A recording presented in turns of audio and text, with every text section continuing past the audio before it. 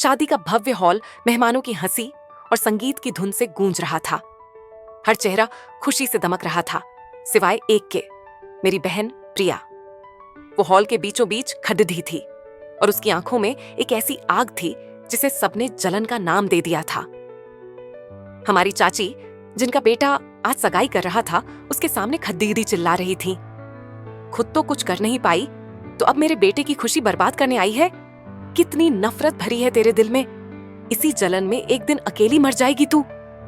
आसपास खद्ददे मेहमान कानाफूसी कर रहे थे। बेचारी अपने भाई के जाने के बाद पागल सी हो गई है। पागल नहीं, झलकुकती है। देख नहीं रही कैसे अपने चचेरे भाई की कामयाबी से जल रही है। हर शब्द एक तीर की तरह था, जो प्रिया के सीने में नहीं बल्कि मेरे दिल में धंस रहा था। मैं चुपचाप खड्डीदा सब देख रहा था। मेरा चेहरा भावहीन था, लेकिन अंदर एक तूफान उफान पर था। वो सब मेरी बहन को एक हारी हुई, कड्डी रहवाहट से भरी औरत समझ रहे थे, जिसकी अपनी कोई जिंदगी नहीं थी। इसीलिए वो दूसरों की खुशियों पर ग्रहण लगाना चाहती थी। उन्हें क्या पता था कि ये जलन का नाटक सिर्फ एक पर्दा था, एक ऐसा पर्दा जिसके पीछे एक बहुत बद्धा राज छिपा था। वो नहीं जानते थे कि आज रात प्रिया के अपमान का हर एक आंसू उस जमीन को सींच रहा था जिस पर हमारे दुश्मनों की बर्बादी की फसल उगने वाली थी। उसकी ये तथाकथित जलन एक ऐसे चक्रव्यूह का हिस्सा थी जिसकी कीमत 50 करोड़ थी। आप सोच रहे होंगे कि कोई बहन जानबूझकर अपने ही घर में एक विलेन क्यों बनेगी? क्यों वो खुद को इतनी नफरत और तिरस्कार की आग में झोंक देगी? इस सवाल का जवाब जलन में नहीं, बल्कि उस आखिरी वादे में छिपा है जो उसने हमारे मरते हुए पिता से किया था। एक ऐसा वादा जिसने उसे अंगारों पर चलने के लिए मजबूर कर दिया, जबकि मैं अंधेरे में रहकर उन सबूतों को इकट्ठा कर रहा था जो हमारे दुश्मनों को राख में मिलाने वाले थे। ये उन दिनों की बात है जब हमारा घर अग्रवाल मेंशन कहलाता था और शहर में हमारे नाम का सिक्का चलता था। मेरे पिता प्रकाश अग्रवाल ने अपनी मेहनत से कपड़े का एक बहुत बड़ा कारोबार खड़ा किया था। वो उस विशाल पेड्डेज की तरह थे जिसकी छांव में हम सब, पूरा परिवार महफूज महसूस करता था। और उस पेड्डेज की सबसे मजबूत शाखा थे मेरे चाचा जी, रमेश अग्रवाल। वो पापा के छोटे भाई भी थे और बिजनेस पार्टनर भी। दुनिया उनकी जोधी की मिसाल देती थी, राम और लक्ष्मण की तरह। प्रिया पापा की लाडली थी, उनकी परछाई। छोटी सी उम्र से ही उसे बिजनेस की ऐसी समझ थी कि पापा कहते थे, मेरी बेटी लड्डचका होती तो दुनिया जीत लेती। वहीं दूसरी तरफ चाचा जी का बेटा समीर था, मेरा चचेरा भाई। उसे पैसे कमाने से ज्यादा उड़ाने का शौक था। सब कुछ एक खूबसूरत सपने जैसा था जो एक रात में टूटकर बिखर गया। पापा एक बिजनेस ट्रिप पर गए और फिर कभी वापस नहीं लौटे।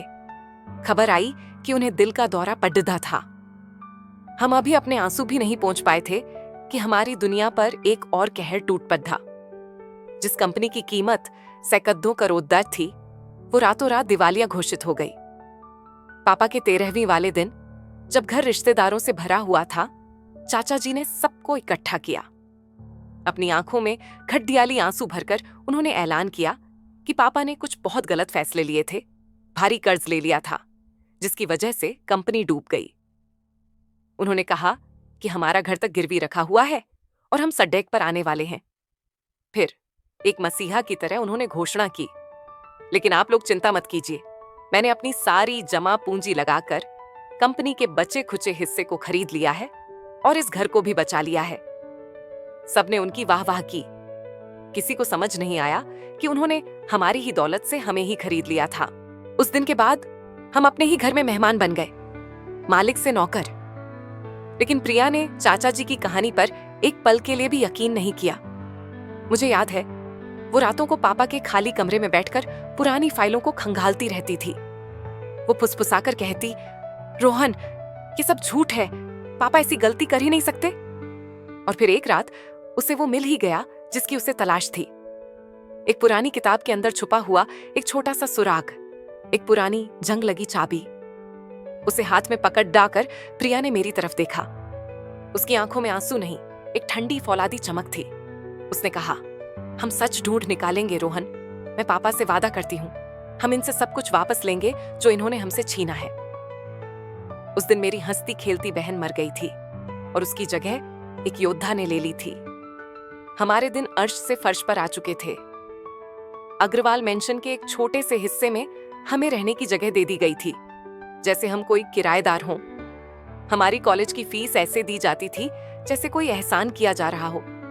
चाची जी सुमित्रा कोई मौका नहीं छोड़ देती थी हमें हमारी औकात याद दिलाने का। उनका सबसे पसंदीदा निशाना थी प्रिया। 22 साल की हो गई है, अभी तक शादी नहीं हुई। इतनी तेज जबान चलेगी तो कौन ले जाएगा इसे, बोझ बनी बैठी है घर पर। शुरू में प्रिया ने लड़ने की कोशिश की, अपनी बात रखने की कोशिश की, लेकिन उसने जल्दी ही समझ लिया कि इन बहरे कानों में उसकी दलीलों की कोई आवाज नहीं पहुंचेगी। तो उसने अपनी रणनीति बदल दी। उसने वही किरदार निभाना शुरू कर दिया जो वो लोग उसे देना चाहते थे, एक जली भुनी चिद्दा चिद्दी और बदमिजाज लद्दकी का। जब समीर के लिए नई गाड़ी आती तो वो ताना कसती, हाँ पापा की मेहनत की कमाई है, उद्दाओ। जब बिजनेस में किसी छोटी सी कामयाबी के लिए समीर की तारीफ होती तो प्रिया मुंह बनाकर चली जाती। धीरे धीरे सब उसे छलकुगद्दी कहने लगे। उन्हें इस बात का अंदाजा भी नहीं था कि प्रिया ठीक यही चाहती थी। एक प्रॉब्लम चाइल्ड बनकर उसने ये सुनिश्चित कर लिया था कि वो लोग उसे कभी भी एक खतरे के रूप में न देखें। उन्हें एक भावुक अस्थिर लड़की दिख रही थी, न कि एक तेज दिमाग जो उनकी बर्बादी की पटकथा लिख रहा था। एक तरफ प्रिया को घर के कोने में धकेला जा रहा था, वहीं दूसरी तरफ समीर को अग्रवाल खानदान का नया चिराग बनाकर पेश किया जा रहा था। चाचा जी उसे एक बिजनेस टाइकून की तरह प्रोजेक्ट कर रहे थे। हमारे ही पिता के चुराए हुए पैसों से उसे एक शानदार ऑफिस और महंगी गाड़ियां हम दी गईं। यह अन्याय देखना मेरे लिए असहनीय था। जो सच में काबिल थी उसे घर में कैद कर दिया गया था, और जिसे बिजनेस की बा भी नहीं पता थी उसे एक जीनियस का ताज पहनाया जा रहा था। और मैं भी अपना किरदार निभा रहा था, एक कमजोर बेबस भाई का जो अपनी बहन के लिए खड़धा नहीं हो सकता। मैं चुपचाप सिर झुकाए उनके ताने सुनता था। ये अंदर ही अंदर मुझे खाता था, लेकिन प्रिया ने मुझसे वादा लिया था, उन्हें यही लगने दो कि तुम कमजोर हो रोहन, उन्हें हम दोनों को कम आंकने दो। तुम्हारी खामोशी हमारी ढाल बनेगी और मेरा गुस्सा हमारा हथियार। इस सारे नाटक के पीछे हम उस चाबी का राज सुलझाने में लगे थे। आखिरकार हमें वो जगह मिल ही गई, शहर के एक पुराने बैंक में एक गुमनाम लॉकर। जब हमने उसे खोला तो एक पल के लिए हमारी सांसें रुक गईं। उसमें पैसे या जेवर नहीं थे। अंदर एक मोटी सी डायरी थी, एक बही खाता। हर पन्ना पापा की लिखाई से भरा हुआ था। उसमें हर एक गैर कानूनी लेन देन, हर एक फर्जी कंपनी का नाम और हर उस रास्ते का जिक्र था जिससे चाचा जी ने धीरे धीरे पापा के कारोबार को खोखला कर दिया था। 50 करोड़ DH के उस पूरे फ्रॉड का कच्चा चिट्ठा हमारे हाथ में था। ये सिर्फ एक डायरी नहीं थी, ये हमारा ब्रह्मास्त्र था। उस डायरी को पकड़धाते हुए प्रिया के हाथ कांप रहे थे, पर उसकी आवाज फौलाद की तरह मजबूत थी। अब खेल शुरू होगा रोहन, असली खेल। वो बही खाता हमारे हाथ में एक दहकता हुआ कोयला था। उसे पकड़-दचना आसान था, पर उसका इस्तेमाल करना उतना ही मुश्किल। प्रिया जानती थी कि अगर हम सीधे पुलिस के पास गए तो चाचा जी अपने पैसे और पहुंच के दम पर हमें ही झूठा साबित कर देंगे। वो इस डायरी को नकली बता देंगे और हम पर ही मानहानि का दावा कर देंगे। उस रात प्रिया ने मुझसे कहा, रोहन, हम उन्हें उनके मैदान में नहीं हरा सकते। हमें अपना युद्ध क्षेत्र खुद बनाना होगा। हम उन्हें सिर्फ बेनकाब नहीं करेंगे, हम उनसे वो चीज छीनेंगे जो उन्हें पैसों से भी ज्यादा प्यारी है, उनकी इज्जत। हमारा प्लान सीधा और क्रूर था। हमें एक ऐसे मौके का इंतजार था जब पूरा समाज, हमारे सारे रिश्तेदार, सब एक जगह मौजूद हों। एक ऐसा पल जब चाचा जी की इज्जत आसमान पर हो और फिर हम एक ही झटके में उसे जमीन पर पटक दें। और वो मौका हमें जल्द ही मिल गया जब समीर की शादी शहर के एक बहुत बड़े उद्योगपति की बेटी रीना से तय हो गई। ये शादी साल की सबसे बड़ी शादी होने वाली थी। हमारा मंच तैयार हो रहा था। अब प्रिया का काम और भी मुश्किल हो गया था। उसे अब जलन की देवी का रूप धारण करना था। उसने अपना पूरा ध्यान रीना और शादी की तैयारियों को बिगाड़ने पर लगा दिया। जब रीना घर आती तो प्रिया गलती से उस पर जूस गिरा देती। जब शादी के कार्ड चुने जा रहे होते तो वो उन्हें घटिया और पुराने जमाने का बताकर फेंक देती। उसने हर छोटी बड़ी रस्म में कोई ना कोई बखेदा खद्दा करना अपना मिशन बना लिया था। चाची और चाचा जी गुस्से से आग बबूला थे। उन्हें सिर्फ एक पागल जली हुई लड़की दिख रही थी जो उनके बेटे की खुशी बर्दाश्त नहीं कर पा रही थी। वो अपना सारा ध्यान प्रिया को काबू में करने में लगा रहे थे और यही चीज मेरे लिए एक ढाल का काम कर रही थी। जब प्रिया घर में रोज एक नया महाभारत रचकर सबका ध्यान भटकाए रखती, मैं अंधेरे में अपना काम कर रहा था। मैंने हमारी बची खुची जमा पूंजी से एक प्राइवेट जासूस को काम पर लगाया। पापा की डायरी की मदद से हमने पैसों के उस जाल को सुलझाना शुरू किया। एक एक करके हमने उन सभी फर्जी कंपनियों और विदेशी बैंक खातों का पता लगा लिया जहां चाचा जी ने 50 करोड़ रुपए छिपा रखे थे। हमने डिजिटल सबूत इकट्ठा करना शुरू किया, बैंक ट्रांसफर की रसीदें, जाली बिल और कुछ फोन कॉल्स की रिकॉर्डिंग। सगाई से एक हफ्ता पहले तनाव अपने चरम पर पहुंच गया। चाचा जी ने प्रिया को सबके सामने हॉल में रोका और उसके पैरों में नोटों की एक गड्डी फेंकी। ये रख, वो नफरत से बोले, और जाकर अपना इलाज करवा। तेरे दिमाग में जो ये जलन की गंदगी भरी है उसे साफ करवा। बस मेरे बेटे की सगाई और शादी से दूर रहना। अपनी ये मनहूस शक्ल लेकर वहां मत आना।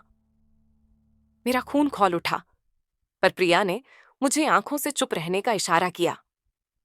उसने जमीन पर पड़ी रीछे पैसों को देखा, फिर एक खौफनाक हंसी हंसते हुए चिल्लाई, तुम्हें क्या लगा तुम इन कागज के टुकड़ों से मुझे खरीद लोगे? मैं ये सगाई बर्बाद कर दूंगी, तुम लोगों की इज्जत मिट्टी में मिला दूंगी। ये कहकर वो तूफान की तरह कमरे से निकल गई। उस रात वो मेरी बाहों में टूटकर रोई, अपने अपमान के लिए नहीं बल्कि उस नकाब के लिए जो उसे पहनना पड़डेच रहा था। उसने मेरे आंसू पोंछते हुए कहा, बस थोड़ी हिम्मत और रोहन, हमारी मंजिल बहुत करीब है। और फिर वो दिन आ ही गया, सगाई का। हॉल सितारों की तरह जगमगा रहा था। शहर के बद्दे बड्ढे लोग वहां मौजूद थे। मंच पर बैठे समीर और रीना किसी शहजादे और शहजादी से कम नहीं लग रहे थे। चाचा जी और चाची की छाती गर्व से चौड़ी थी। वो मेहमानों से मुबारकबाद ले रहे थे। उन्होंने प्रिया पर नजर रखने के लिए 2 गार्ड भी तैनात किए थे ताकि वो कोई तमाशा न खद्दा कर दे। वो बेचारे क्या जानते थे कि तमाशा ही तो हमारे प्लान का सबसे अहम हिस्सा था। मैं एक कोने में खड़दा फोन में व्यस्त होने का नाटक कर रहा था। मेरा दिल किसी ढोल की तरह बज रहा था। प्रिया मेरे पास से गुजरी। उसका चेहरा पीला था, पर आंखों में एक अजीब सी शांति थी। उसने फुसफुसाकर पूछा, तैयार? मैंने सिर्फ सिर हिला दिया। कुछ मिनट बाद मेरे फोन पर एक मैसेज आया। वो मेरे जासूस का था। सारे खाते फ्रीज हो गए हैं, मीडिया 10 मिनट में पहुंच रही है, शुरू करो। मैंने हॉल के दूसरी तरफ खड़ी ही प्रिया को देखा और हल्का सा सिर हिलाया। इशारा हो चुका था। अब प्रिया का अभिनय शुरू हुआ। वो सीधे मंच की तरफ बढ़ी और चिल्लाना शुरू कर दिया। ये वही सीन था जो कहानी की शुरुआत में था। चाची उस पर चीख रही थी, कितनी नफरत भरी है तेरे दिल में, खुद की जिंदगी तो बर्बाद है ही, अब मेरे बेटे की भी करना चाहती है। मेहमान हैरान थे। कुछ के चेहरों पर मनोरंजन के भाव थे तो कुछ पर घृणा के। पूरे हॉल का ध्यान, हर एक इंसान की नजरें सिर्फ और सिर्फ मेरी बहन के उस शानदार और दर्दनाक नाटक पर टिकी थीं। जब सब प्रिया पर केंद्रित थे, मैं चुपके से वहां से निकल गया। मैं मंच के पीछे बने छोटे से ऑफिस में घुस गया। वहां मेरे जासूस ने पहले से ही एक टेक्नीशियन को सब समझा दिया था। हॉल की सबसे बड़ी स्क्रीन, जिस पर समीर और रीना की रोमांटिक तस्वीरें चलनी थीं, अब मेरे लैपटॉप से जुड़ी हुई थी। मैंने कांपते हुए हाथों से उस फोल्डर को खोला जिसमें हमारे सालों का दर्द, हमारी मेहनत और सारे सबूत कैद थे। जैसे ही चाचा जी ने अपना आपा खोते हुए चिल्लाया, निकालो इस पागल लड्डिचकी को यहां से बाहर, मैंने एंटर का बटन दबा दिया। हॉल में बज रहा रोमांटिक संगीत एक झटके से बंद हो गया। मंच के पीछे लगी विशाल स्क्रीन पर झिलमिलाहट हुई। समीर और रीना की हंसती हुई तस्वीर की जगह पापा के बही खाते का एक पन्ना आ गया। भीड़ में से एक साथ कई सांसों के अटकने की आवाज आई। फिर एक के बाद एक विदेशी बैंक खातों के स्टेटमेंट, चाचा जी की तस्वीरें जिसमें वो शहर के कुछ कुख्यात लोगों से मिल रहे थे, और फिर ऑडियो क्लिप्स। चाचा जी की आवाज पूरे हॉल में गूंज रही थी, जिसमें वो फर्जी बिल बनाने की बातें कर रहे थे। एक पल में पूरे हॉल में मौत जैसा सन्नाटा छा गया। सब अवाक होकर कभी स्क्रीन को देखते तो कभी मेरे चाचा को, जिनके चेहरे का रंग उड़ चुका था। और तभी उस सन्नाटे को चीरती हुई मेरी आवाज स्पीकर से गूंजी, जलन? नहीं चाचा जी। मैं मंच के पीछे से निकलकर प्रिया के पास आकर खड्डाया हो गया। इससे जलन नहीं, इंसाफ कहते हैं, मैंने चाचा जी की आंखों में आंखें डालकर कहा। उस इंसान के लिए इंसाफ जिसका नाम आप इस्तेमाल करते हैं, जिसकी दौलत पर आप ऐश करते हैं, और जिसके बच्चों के साथ आपने नौकरों से भी बदतर सुलूक किया। सच सामने आ चुका था, बम फट चुका था। एक पल के लिए किसी ने सांस तक नहीं ली। फिर जैसे कोई बांध टूट गया हो, हॉल में कोहराम मच गया। मेहमान आपस में फुसफुसाने लगे, उंगलियां उठाने लगे।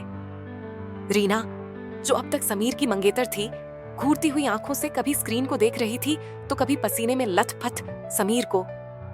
उसके चेहरे पर घिन और सदमे के भाव थे।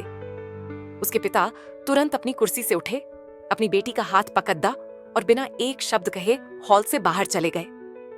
रिश्ता टूट चुका था, सम्मान मिट्टी में मिल चुका था। ठीक उसी पल हॉल के मुख्य दरवाजे खुले और पुलिस की एक टीम, जिनके पीछे मीडिया के चमकते हुए कैमरे थे, अंदर आ गई।